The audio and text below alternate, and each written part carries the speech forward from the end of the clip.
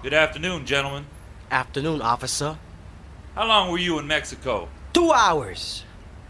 And what did you do while you were there? We went for tacos too quick. Excuse me? He means tacos al gordo, where before you finish giving your order, they're already shoving it down your throat. I don't think I understood a word you just said. Where are you guys from? San Bernardino. San Diego. San Francisco. Via Nicaragua. San Francisco, huh? That's right, officer. We're headed there right now. Uh-huh. And what are you bringing back from Mexico?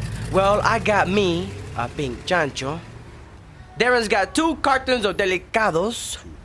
Paul bought a cenicero with a shroud of Turin in the bottom and a choice velvet painting of Elvis as Jesucristo. Uh-huh. Oh, and I got 4 ponchos for my cousin Pancho. I'm gonna have to ask you boys a few questions. Who was the first president of the United States? George Clinton. Who was the longest running host of The Tonight Show? Johnny Canales. Okay, complete this phrase. Hot dog on a... Burro. Mula. Would you mind opening the trunk of your car? Actually, yes, I would mind. Sir, I'm gonna have to demand that you open the trunk.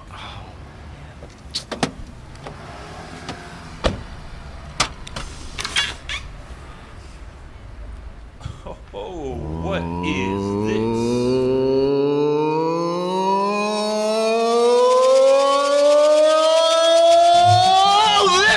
This podcast is Descarga, the history of Los Delicados with the voices of Norman Zelaya, Paul S. Flores, Darren J. De Leon and guest voice Edward Rodriguez.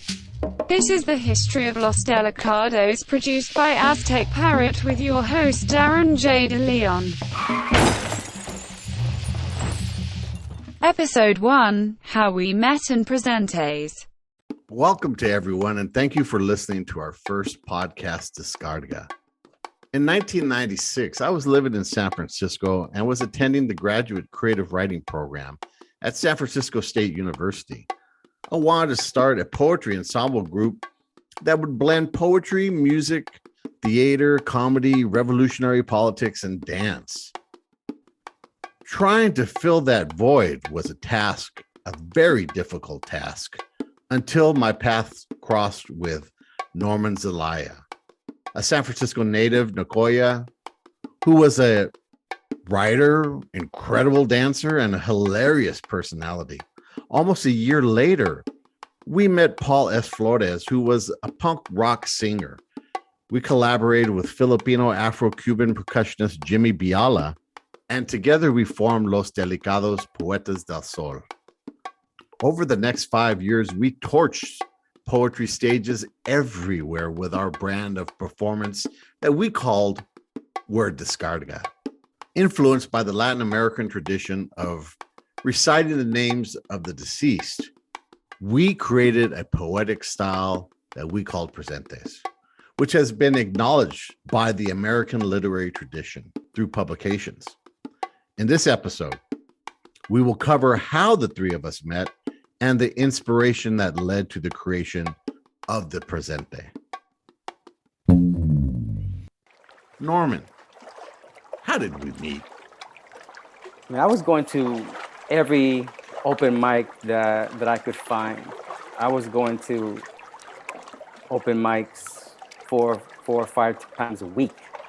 I was just going through a poetry flash and hitting them up, huh? Just hitting them up. I was going to every. Norman Antonio Zelaya, ladies and gentlemen, Norman Antonio Zelaya on the list. And then slowly, I would just fall onto a couple that I liked a lot and that made me feel comfortable. And it was the one at the Jam in Java. But it was Jam in Java that I would go to, little cafe off of Haight. It was comfortable. I was there every week. Upper Haight. And and Darren showed up once, and I don't think I talked to you the first time you showed up, but the next time you came back, I struck up a conversation with you. Only because, you know, you were Latino, you're a brown skinned dude, and I walked He over. liked your feet. Yeah. I thought it was because I read my ode nice to feet. basketball. That was like, oh, You know what? I know what I remember that you read was it Dirty Laundry? Full of Blood? wow. That was his MFA thesis. I think that's what it was. I mean, you read the section about a Chicano. That is one of his best poems. Dirty About a Chicano laundry full of blood. About a Chicano holding up the Mexican flag in Toronto during the World Series. Yes. And I asked you, Joe Carter. yeah, and I just asked you about writing. You know, you mentioned you were a student and at State, and I asked you about the difference between the MA and the MFA, and you said the MFA is more racist. This is true. This is true. No lies detected. And that's how we met. You know, that's how we Detected. Like, he didn't bother to explain anything else. He said it's more racist, and then went to get some coffee. That was a fucking great Willie. Dirty laundry, full of blood. Dirty laundry, full of blood. NAFTA be your name. Thy treaty come and the corporation won, in the north as it is in their heaven. Televised stadium seat for the 1993 World Series, NBC Sports. The Canadization of Joe Carter. 2-2 count, the pitcher checks the signs, and the pitch. Joe Carter, the hardest home run ever hit in the face of this earth. Joe Carter, arm-raising Canadian trot around the American bases. Joe Carter, full of sweet Blue Jay tears. Joe Carter, MVP trophy with a ball on top. Joe Carter, cover of Sports Illustrated. Joe Carter didn't give a Joe Garagiola ass about the Mexican flag that hung on the left field wall in Toronto, Canada. Toronto, Monsanto, AstroTurf. Toronto, under the dome. Toronto, beaming off satellites. Toronto, una bandera mexicana in the loneliest left field seats. Toronto, and film at 11 directors. Toronto, reframed the shot. Toronto, and cropped las tres colores. Toronto, from the evening news sports.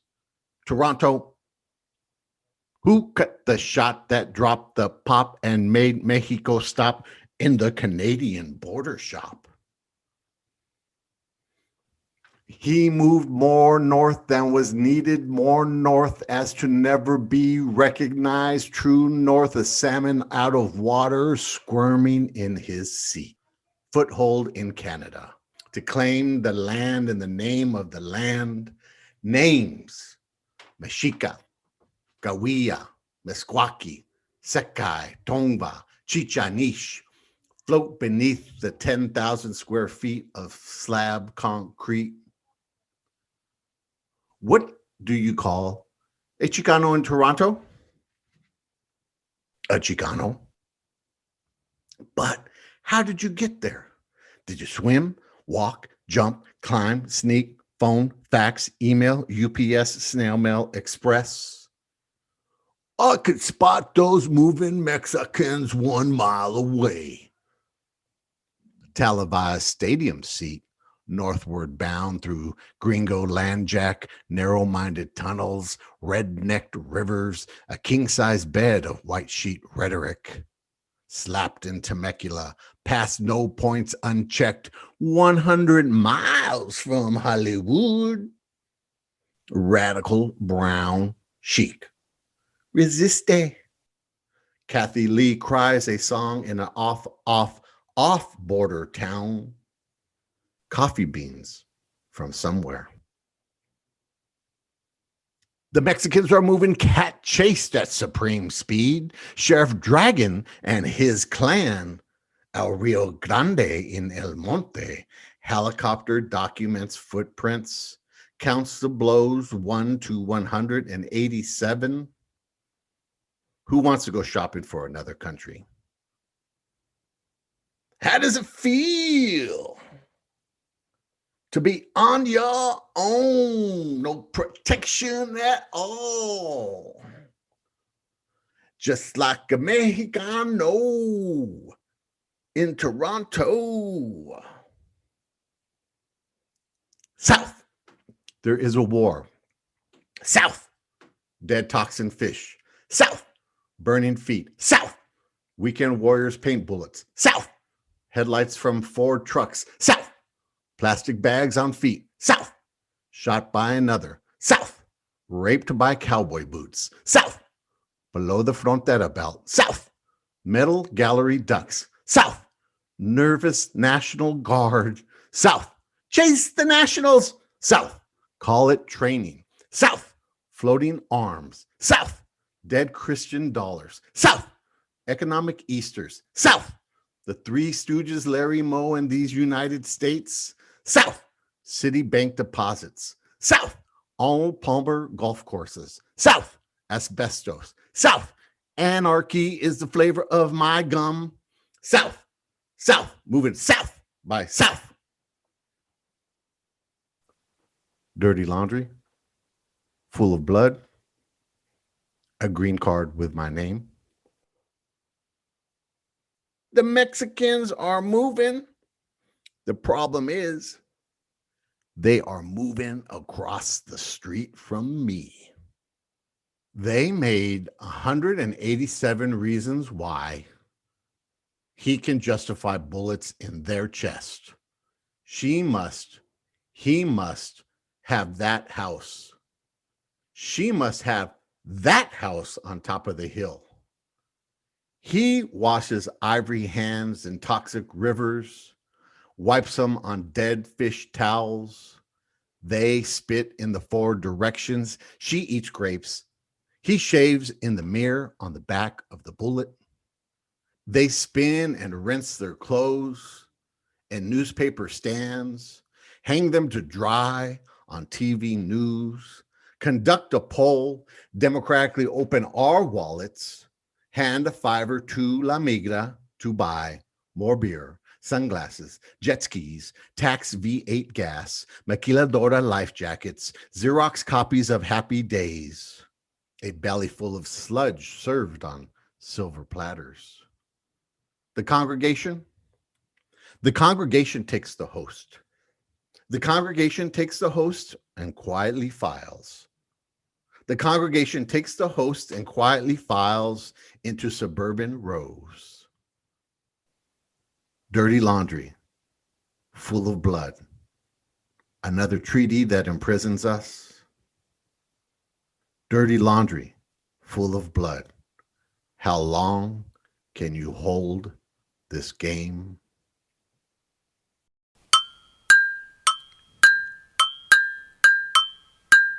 All 3 of us were graduate students at San Francisco State inside their creative writing program, all at different times. We were kind of staggered. I was in there first, and then Paul entered, and then Norman entered. Well, that's the place where Paul and I met, but it isn't where Norman and I met. But eventually, things were, our whole world got centered around the Mission District. I wasn't living in the Mission, but I was working at RAP as a high school teacher. And so I was in the Mission on the daily. And you guys just lived a block off of 24th Street. I moved back into the neighborhood because I was living in Daly City. I was in Westlake at the time. That's right. Yeah, we weren't in there yet. I was over in the Lower Haight. Norman was in Westlake when we met. Then we moved in together. We did our sessions at Westlake. We did. We did. I remember doing a session down in the basement. We did early sessions. That's right. We did a session in the basement. Yeah. Damn. That was before we moved in. Damn. That was before we moved in. That was a dope day. I remember that. I was like, whoa, I'd never been out there before because, maybe I'd been in San Francisco a year or two at that point. Mm-hmm. And I remember being in that neighborhood and it was like all fog. Like, totally fogged. The whole place was foggy, and I'd never been out really like to Daly City or south of that. And then we were in this basement. It was dope. It had so much room down there. Yeah. It was like all carpeted. It was like really comfortable. Yeah. And then you could see out onto the street above you a little bit. I remember. And we were pounding keys, looking at the street at that angle. I remember that. It was the backyard, actually. Was it the backyard? Oh, Yeah. That's what you could see. Yeah. But I mean, again, because of the fog was so thick, it really didn't matter. Nobody chews gum in Westlake. That was like a big. I remember that poem when you did that. Everybody loved that poem. Yeah. Yeah. Nobody in Westlake. No one picks you up in Westlake. Yeah. So you kept coming back. So Darren's not coming, whenever he could to this reading. And then I think you invited me. I don't know if it was your apartment. Probably was. And I think actually Pancho was there too. Pinch! Pinch! Oh. I met you, Norman, at the Cafe International. Darren told me to go to the Cafe International reading, and I went. Before I knew you, that's where I met you. That was the first place I met you. You were down the street. You were up the hill, weren't you? Like half a block? He was around the I was corner. up the hill. Yeah, I was on Page. Algo así, ¿verdad? Like Page and Fillmore, something like that. Didn't even know he was hosting that, and that was a dope ass reading. That was one of the best. I mean, people would come from all over, to go to that reading. From all over, from California, Northern Bay. People came from Cafe Fresno, International, baby. Fresno to Sacramento. Mm-hmm. And San Diego too. The taco shops came. they showed up. Yeah. And that They was came from San Diego. Yeah, and the only publicity I did for that, or the biggest piece of publicity I did or promotion I did for that reading, was listing it in Poetry Flash. Poems y Poemas did it on the TV though too, right? On the video. Later on, we did the TV show, but the reading itself, I just listed it in Poetry Flash and hope people to show up. I was listing it on. There was a listserv. On Chicle. On Chicle, that's right. On Chicano Chicle. lit list. Yeah, the Chicano lit list. I was listing it on there. And that was a national list. So those notices were getting pumped in there on a regular basis. And so that a lot of the word got spread out about that. I mean, the open mics have been there for decades. I started going when I was 18. By 97, 98, the open mics had a whole new generation of people, coming into it. Big open mics too. Big Yeah. open mics, big slams, big open mics. The slam at Justice League was like 600 people. Yeah. Would go to see poetry. That was wild. Do we have big open mics at Cafe International?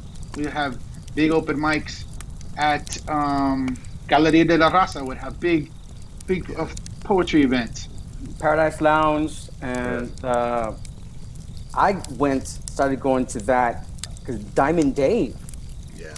for a little bit, years ago, had a hand in that one before it took off as a place to go and do, go and share your work. How many times did we perform at Youth Speaks events? We were probably featured 3 or 4 times at their events. And there were a bunch of kids there coming too. And I remember being over at ODC. Remember? We were at ODC performing for the kids there. And there was a lot of people there. Like 150 people to see that little show. This was in the 90s. You're right, Norman. There was a new generation of people getting exposed to spoken word and poetry and open mics. And there was a lot more people making it in a new generation of people creating it too.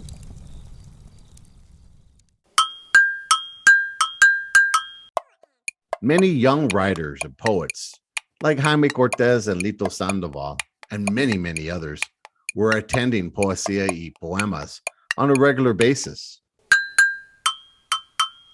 Was this when you met Francisco Alarcón? He showed up at I believe it was the 3rd reading that I did. He showed up early on with his, with his 3 little viejitas. They came all the way down. He was, we're from La Posadas Galeria. Escritores del Sol.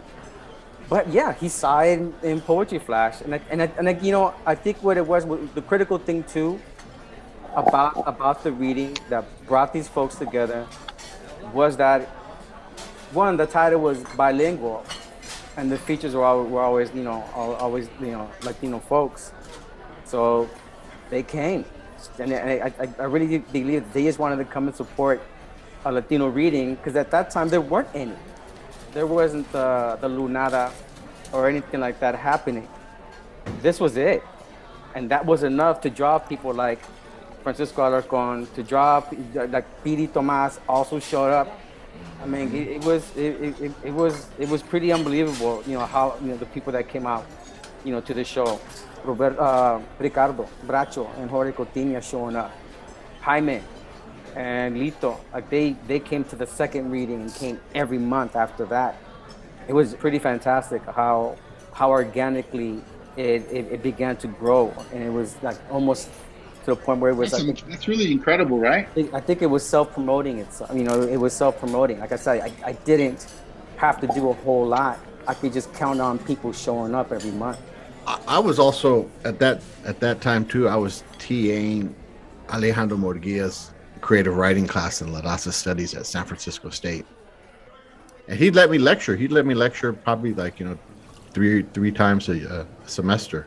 So it was a good experience for me. So I was already being associated with that, and then here we had creative writing students who were like going into the mission to party and going into Cafe International for Poems y Poemas. So there was always a fresh batch of beautiful young students coming into the scene. And I think that also made it very, very exciting too. I was DJing at the time for the events. Whenever there was, a switch between the readers or something like that, or a little break, then I would go out there and play a little music. You did DJ. I remember that.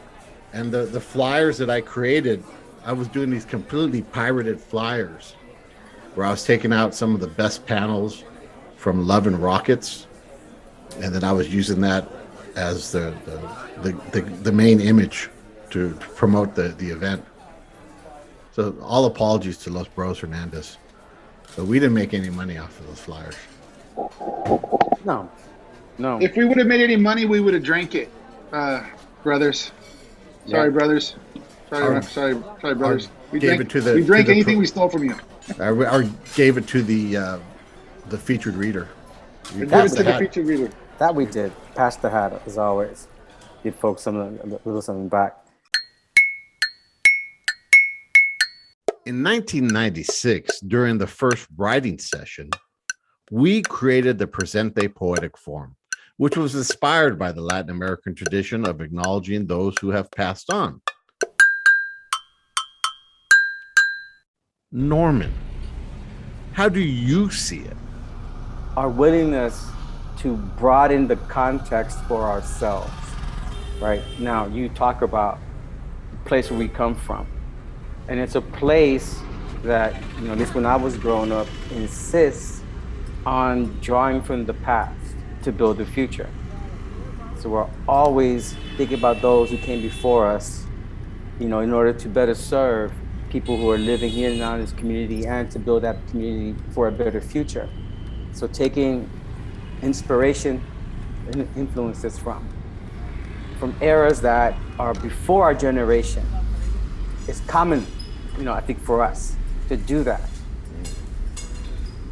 I remember eventually, as when we came around, we came together and we decided, let's write something together. Those were the presentes, just like banging keys, hot seat. Sometimes the subject's right in front of you. It's just pretty much slow down, meditate, create inwardly into your beliefs. So as we look into our truth, we find our heroes and sheroes, and we write to them for that strength. Stealing skis from the thrift town. I just wanna slalom down. I just wanna slalom down these inner city hills. Barrio, Mission, Park, Presente! Fried neck bones and some home fries. Hilltop Malibu with a Redondo Latin soul combo. Willy Bobo. Presente! Por San Lázaro y Babalúa y cantó. Llegó la brujería con décimas en arco iris. Reina de la música guajira, Selena González. Presente! Of pinups and silver screen sueños, Hollywood could never handle a true diosa. Maria Felix. Presente! Brush across the canvas, wheelchair in huelga motion, Frida Kahlo. Presente! Coronado Bridge collapsed my barrio back. Now Caltrans Dayglow won't let go my ego. Chale ese Chicano Park. Presente! Mientras Nicaragua tenga hijos que la amen, Nicaragua será libre. César Augusto Sandino. Presente! Cartoon Arlene, Texas got those crazy gringos from the burbs selling propane and propane accessories because his grades were good enough. Hank Hill. Presente! Poetry is rhythms. Rhythms. Rhythms. Rhythms. Rhythms. Rhythms. Rhythms of a rifle and a prayer. Aha. Vaya. Aha. Vaya. Aha. Vaya. First of the last, when the last shall be first. The last, poets. Presente! Live from death row. You can cage my body, but never my mind. Mumia Abu Jamal. Presente! The Aries flame that sheds light on the suffering in the orchards. Dolores Huerta. Presente! Hey, bro. Scrape back. Flip upside that Panama hat. Don't fit your fat head. Forget about it. Cabezones. Presente! Chain link steering wheel, chrome fenders polished to a smile, and curved feelers to let me know what's up. My lowrider Schwinn. Presente! Enter the dragon, exit the kung fu, six-pack abdominals, Bruce Lee. Presente! Habana, Nueva York, San Francisco. Fuego! Managua, Buenos Aires, Haiti. Fuego! Because this revolution starts with me. Fuego! Jose Marti. Presente! When I put on a dress, I feel like a woman. Coco Fusco. Presente! A rhyme never obtuse, a pink polka-dotted moose, Dr. Seuss. Presente! I got a big appetite for hip-hop served maduro over Latin soul. Boricua, morena, Boricua, morena, Boricua, morena. Big pun. Presente! Clap your hands, everybody, and everybody clap your hands. And if you got a flow, then let it blow like a volcano. Burning red como delicado. Everybody say ho, ho, ho, ho. Curtis, blow. Presente! Flagging the fly in deep right field, holding the runner at second, Roberto Clemente. Presente! Oye, mi hermano, estoy frisando. La boila, la boila. Okay. Wait a minute. You talk too happy. I no understand so good. El super Presente! That does it for this episode of Podcast Descarga. We want to thank you for listening. Los Delicados will be celebrating their 25th anniversary with a series of Floricantos in the East Bay, San Francisco, and San Jose on November 18th through the 20th. Stay tuned for opportunities to purchase tickets. The history of Los Delicados next episode will drop on October the 7th. Until then, don't panic, keep it organic. Zas. Please subscribe and share.